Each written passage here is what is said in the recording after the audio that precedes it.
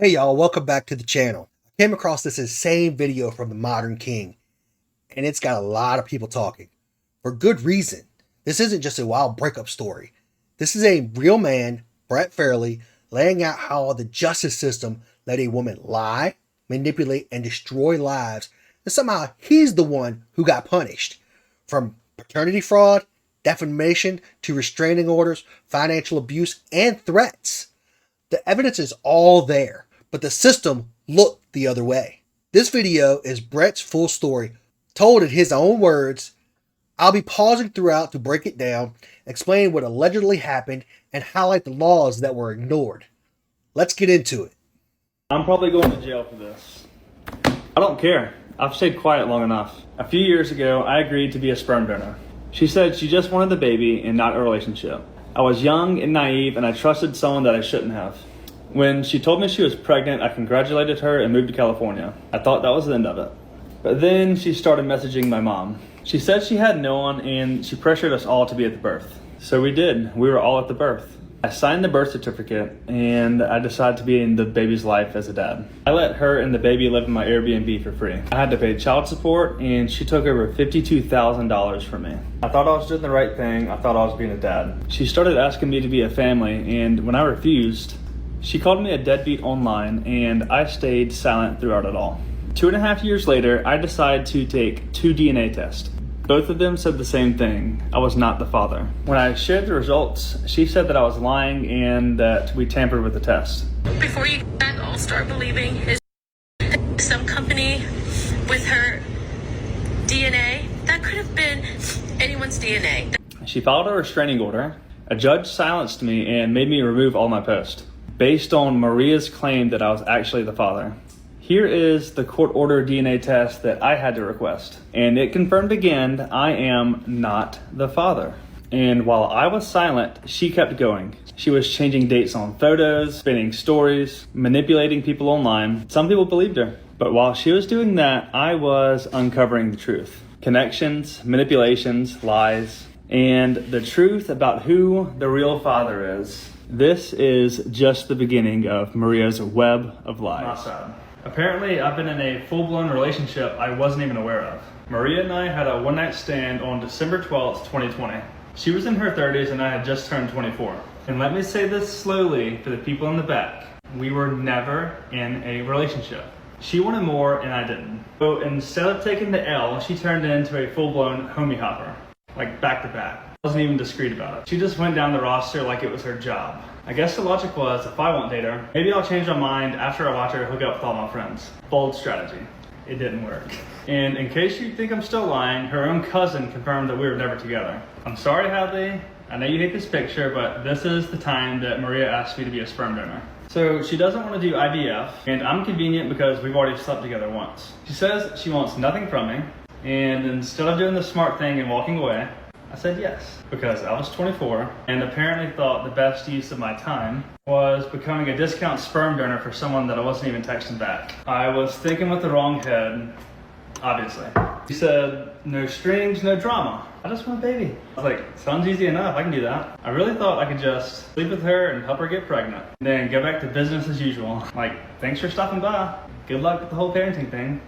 Top tier behavior. I own that, I know it, but I genuinely believed her when she said it would be simple. No drama and no strings attached.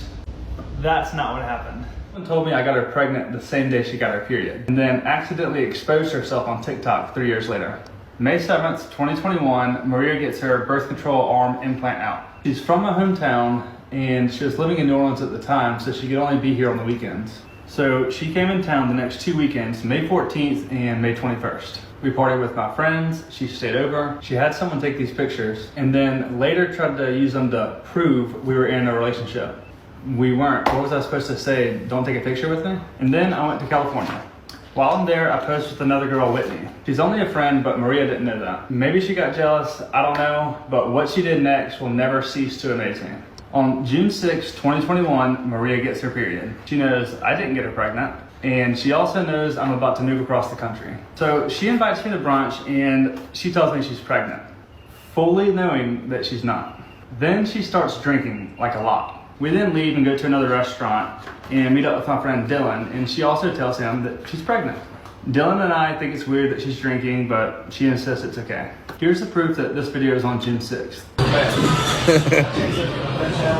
Fuck this place, boom to California. Like, hey, you didn't get a lemon in here. Oh, fuck, wrong way.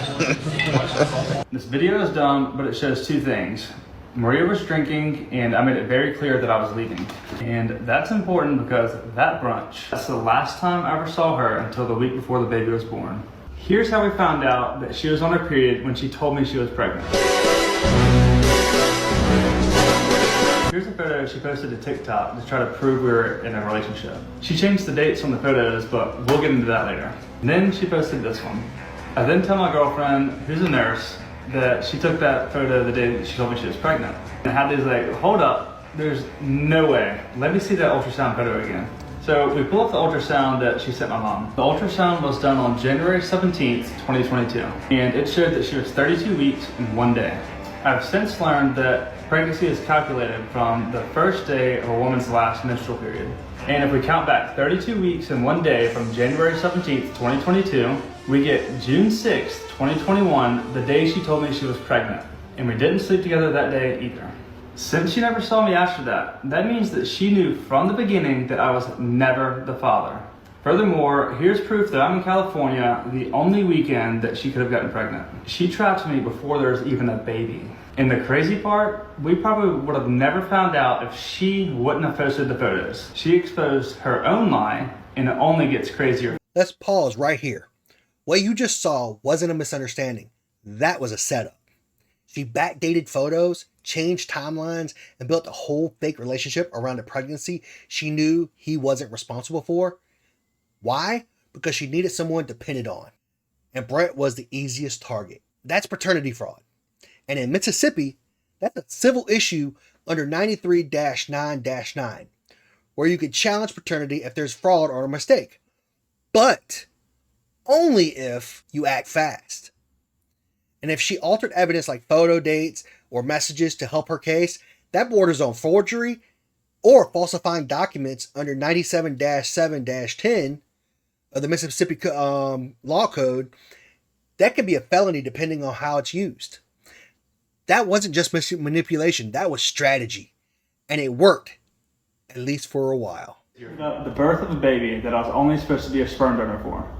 July 12th, 2021, she confirms that she's actually pregnant. We only found that out later when she started posting on TikTok, but at that time she kept quiet. From July 22nd through July 26th, I was with my friend Whitney. She met my mom and she posted it on Facebook. Maria didn't know she was just a friend, and based on what happened next, I think she got jealous. Because not long after, Maria starts messaging my mom. Hello. Hey mama. The night, I guess that we first met, I guess was that night at the half show. One of the first things after we introduced ourselves and sat down, I can remember her saying to me that she hoped that I didn't think that she took advantage of my son. And of course I gave a polite answer to that. She went on to discuss, and she mentioned, how I guess she was impressed with you to be so young and so successful at that age. I can remember her mentioning your house and all your toys. From that point on, Maria started pulling my mom in deeper. She would ask for baby pictures of me, and she told my mom that baby's gonna look just like me. She made my mom feel important and needed, and when Maria told her that she had no one, my mom felt pressured to come to the birth. She told me if something ever happens to her, I want you to raise the baby. And I just remember thinking, this poor girl has no one. By then, my family was in, they were planning to be at the birth, and I was about to be too. My mom tells me that Maria told her she has no one coming to the birth, no family, no support. She's scared and she really wants me to be there. So I booked the flight on February 23rd, 2022, and it's $677. And I sent Maria the screenshot. By this time, Maria has already had 2 separate baby showers and never posted anything about it. Not one bump photo, nothing. And then a few hours after I booked my ticket, and on the same day that I sent her the screenshot confirming I was going to be at the birth. And at 8.5 months pregnant, that is the first time she ever posts that she's pregnant.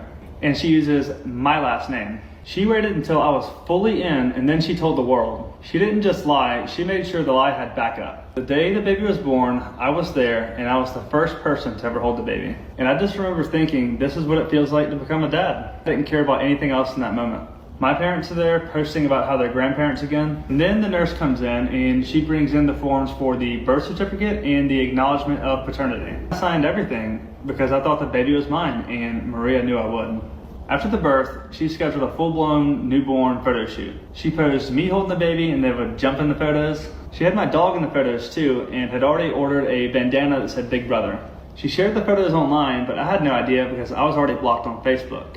She was posting pictures of me and the baby, making it look like we were this perfect little family. And while I'm across the country, she's messaging my childhood friends. She's asking my best friend Dylan and his girlfriend Megan to babysit, and they do. She starts asking my friends and family if they want to be the godparents. She didn't just ask one or two people, she told multiple friends they might be chosen. Literally, this is what my brother posted of me, the baby, and my friends. He joked, the godparents who didn't make the cut.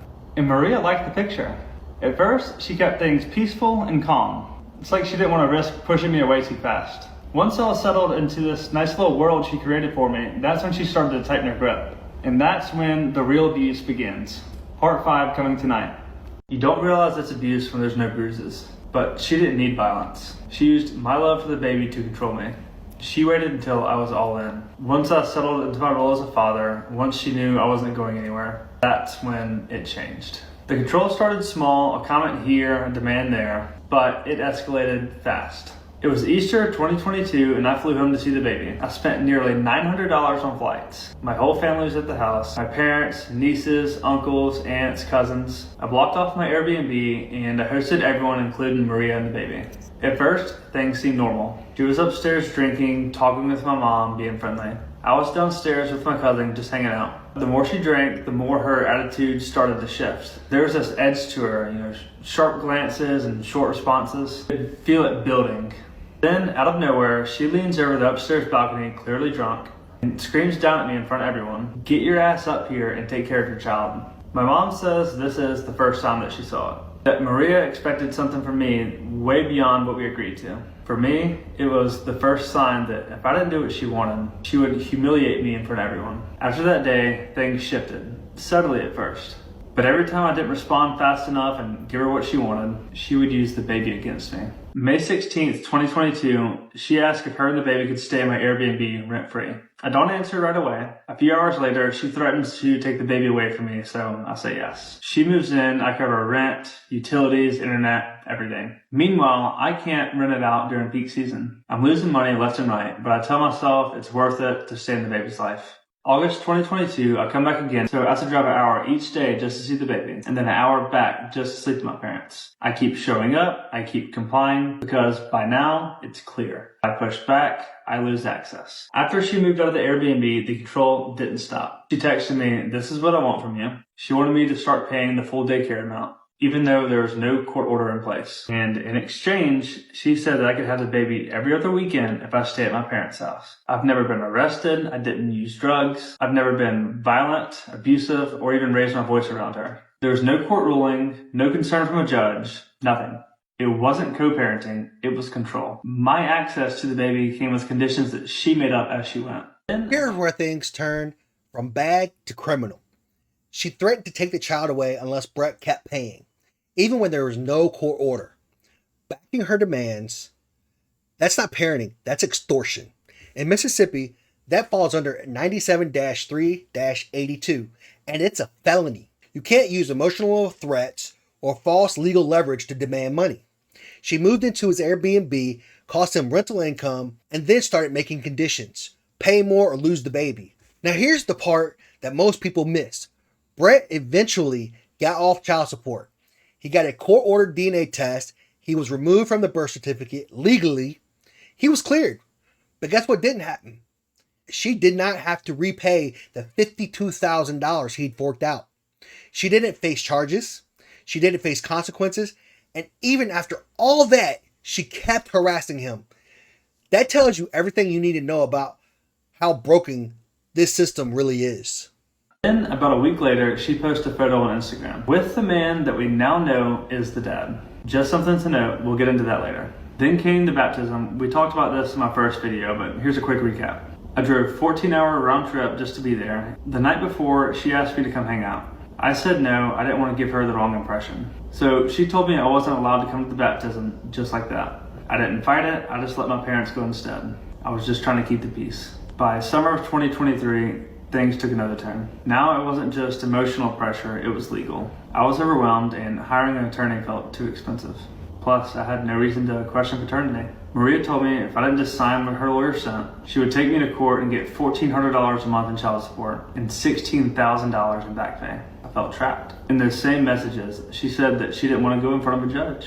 Looking back now, that feels important. I agreed to pay $750 a month and $10,000 in back child support just to avoid a legal battle. I didn't think I could win, so on August 21st, I wired her $10,000. You think that once the court order was in place, things would settle down, but they didn't. If anything, the control got worse. I made my first court-ordered child support payment on November 1st. Less than 2 weeks later, she's calling me names, refusing to let me keep the baby overnight, and demanding more money again. Even simple visits came with strict conditions. When I tried to coordinate a time to see the baby, she laid out impossible rules for pickup and drop-off. She told me exactly when, where, and how, and still refused overnight visits. She insulted me in one breath and demanded child support in the next. I gave her extra money, $30 here, $250 there, all outside the court order. I was trying to avoid conflict and trying to stay in the baby's life. Then out of nowhere, she texted me that she wants to be with me.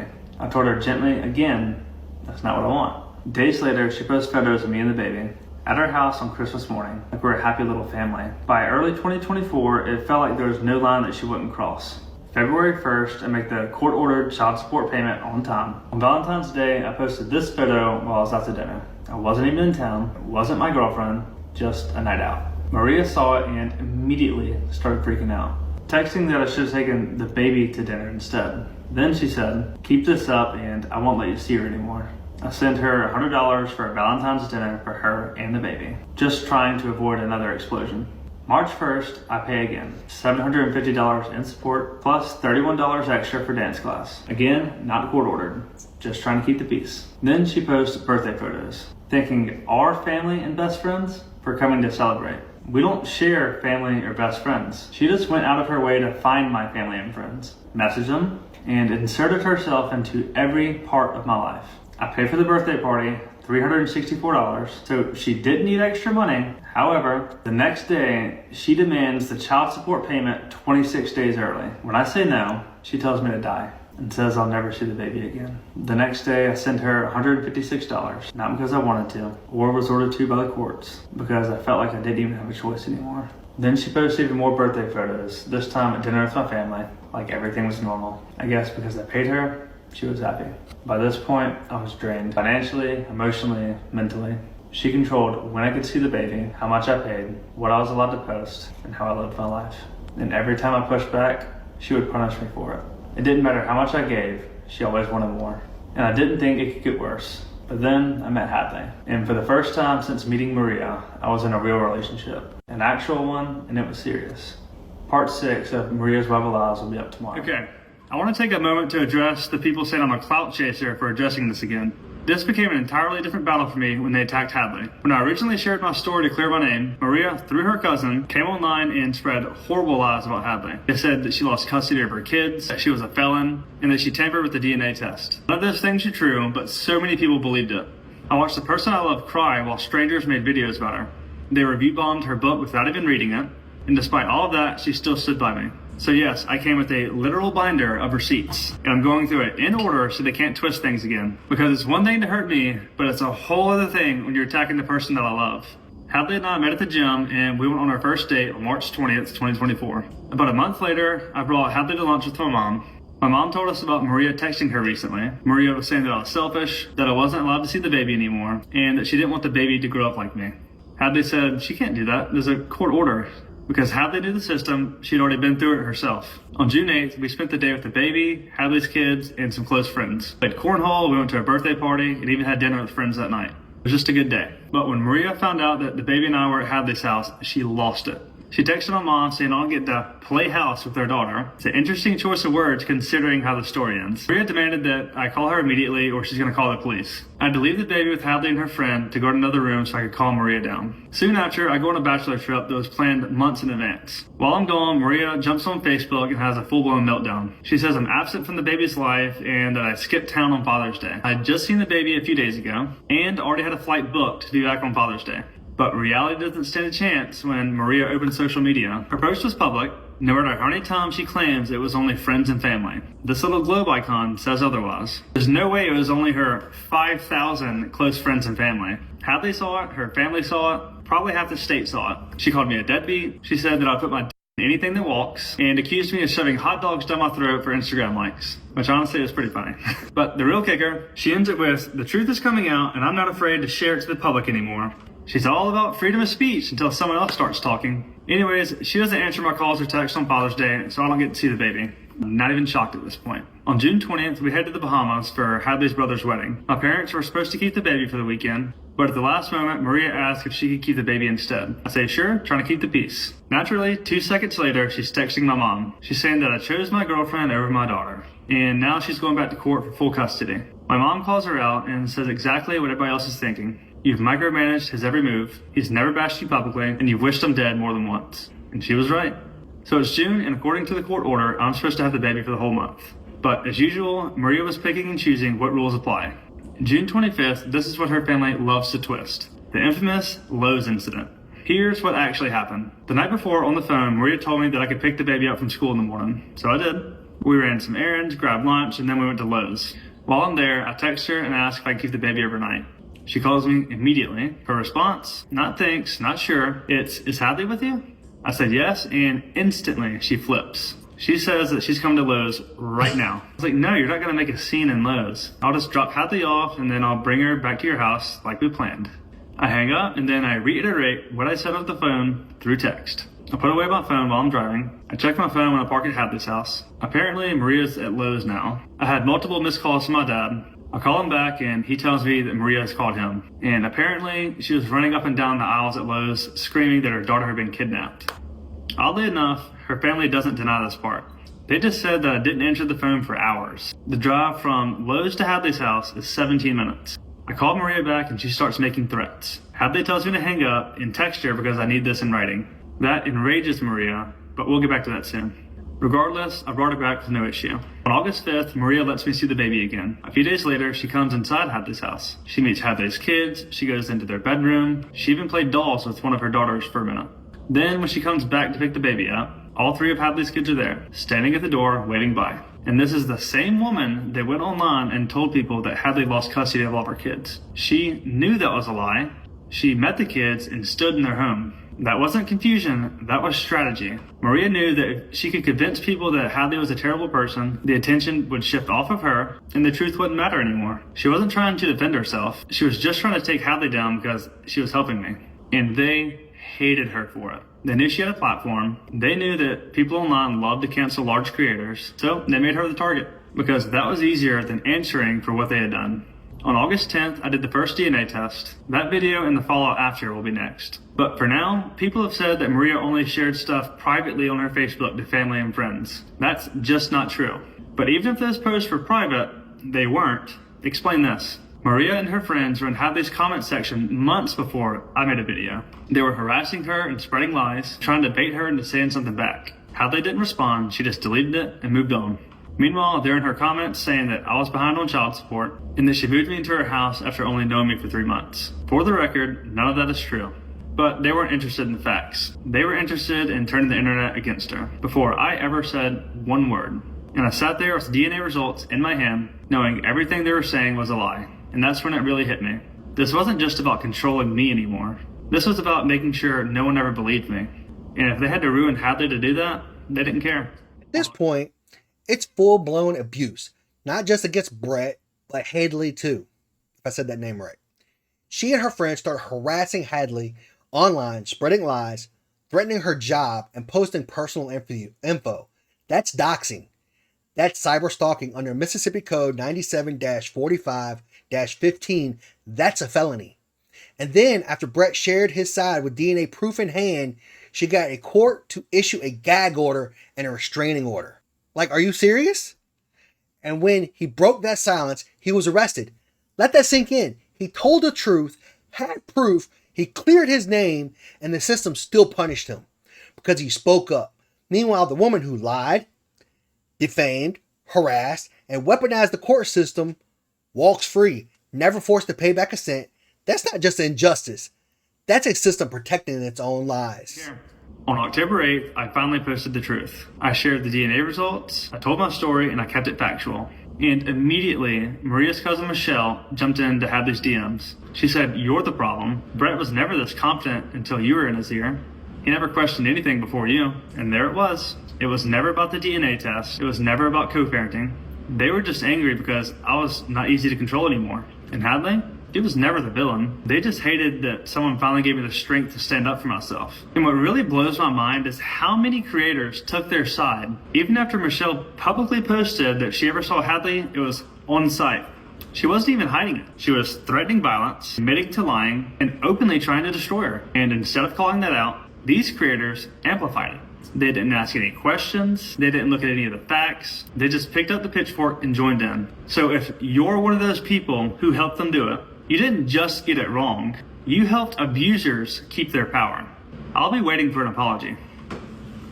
I started telling friends and family, and everybody's in shock. The probability of paternity is 0%. Bro. Isn't that the most insane thing you've ever seen in your life? I hired a lawyer, and he said, "Do not contact Maria again until she's served." For the first few weeks, I was just sad, and then there was this moment. Hadley and I were just sitting there, and she kind of mumbled under her breath, "I can't believe she called dying laughing." This was the first moment where I was like, what the did I just go through?